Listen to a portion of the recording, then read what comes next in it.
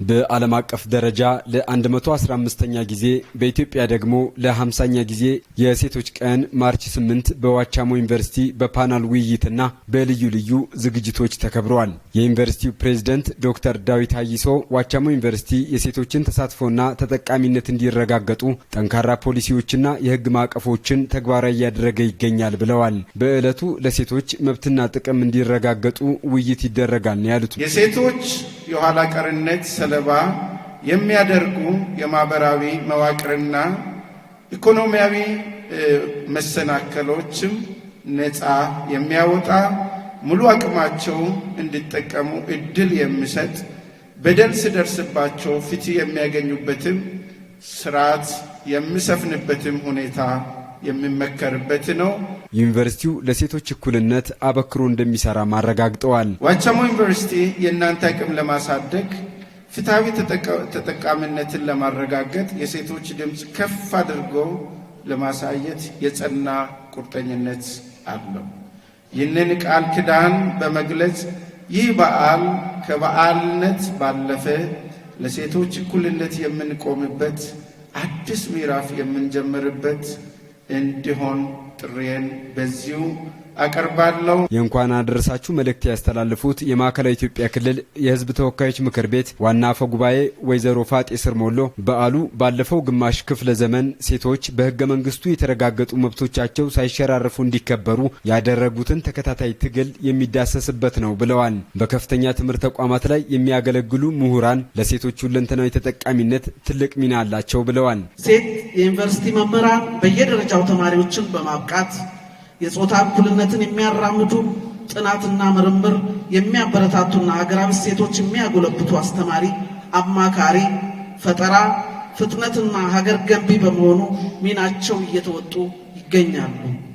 ተማሪዎች ተምረው ሀገሪቷን ወደፊት የሚመሩ ኃላፊነት የሚሰማቸው እንዲሆኑ በስነ ምግባር የታነጹና አርቆ ሀሳቢ ዜጎች እንዲሆኑ በመቅረጽ ረገድ የዩኒቨርሲቲ መምህራን የሚያደርጉት አስተዋጽኦ ሁሌም ሊወደስ ሊመሰገን ይገባል።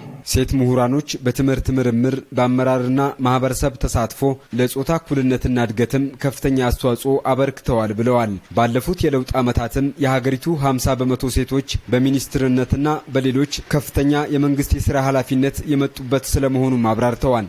የሕግ ስርዓቱ ሴቶች ከሚያንቋሽሹ ከሚያገሉ ድንጋጌዎች የጸዳ መሆኑ፣ የመሰረተ ልማት ተደራሽነት መጎልበቱ፣ የሴቶች የፖለቲካ የውሳኔ ሰጪ አቅም ማደጉ እንዲሁም በሀገር እየተመዘገቡ የላቁ ድሎች ማስመዝገብ ችለዋል። ማርች 8 ሲከበር እነዚህን መራራ ትግሎች የተገኙ ትልልቅ ድሎችን በመዘከር ቢሆንም የተመዘገቡት ስኬቶች ለቀጣዩ የብልጽግና ጉዞ ጠንካራ መሰረት መሆናቸው የማይካድ ሀቅ ነው። ሴቶች ግጭት በመፍታት ለሀገር ሰላም ግንባታ ትልቅ ሚና አላቸው ነው ያሉትም። መጪው 7ኛው ጠቅላላ ምርጫ ሰላማዊ፣ ፍትሃዊ፣ ዲሞክራሲያዊና በህዝቡ ዘንድ ቅቡልነት ያለው እንዲሆን ሁሉም የድርሻውን እንዲወጣ ማሳስበዋል። የኢፌዴሪ መንግስት ኮሚኒኬሽን አገልግሎት ሚኒስትር ወይዘሮ እናታለም መለሰ ምሁራን ለዲሞክራሲ ግንባታ ሚናቸው እንዲወጡም ጠይቀዋል። እንደምናውቀው ዲሞክራሲያዊ ሂደት የሚገነባው በምርጫ ተቋማት ብቻ አይደለም።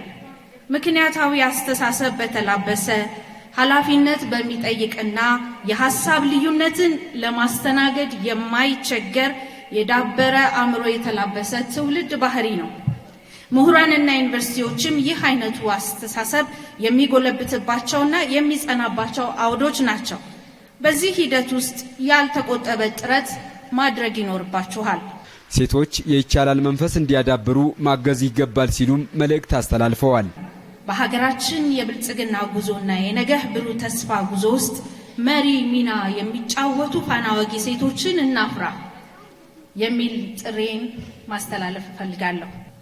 ዛሬ ብርቱ ተረት የመሰሉ ያለመቻል ድምጾች እርካብ አድርጓቸው፣ ዝለሉባቸው፣ ተጠቀሙባቸው ወደ ላይ ለመሮጥ ሌሎቹን ለማንሳት የወደቀች አትችልም የተባለች እህታችሁን ለማንሳት ከሁሉ በላይ የኔ ናቸው ያድጉልኛል ይበረቱልኛል ብላ የምትጠብቃችሁ ሀገራችሁን ለመገንባት ወደ ኋላ አትበሉ።